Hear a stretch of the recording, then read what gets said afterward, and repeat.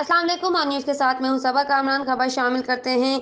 कराची से बाबा राजपूत बानियो चेयरमैन पाकिस्तान राजपूत इत्तेहाद राव शमशाद अली खान साहब की क़यादत में पाकिस्तान राजपूत इत्तेहाद के वफ़द की पगाड़ा हाउस आमद।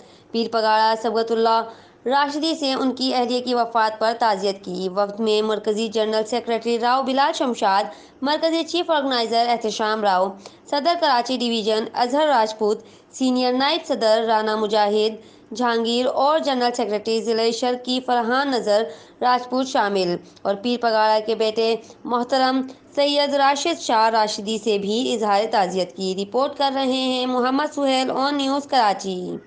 लाइक करें, कमेंट करें, शेयर करें और बेल आइकन को प्रेस करना मत भूलें। देखते रहिए ऑन न्यूज़।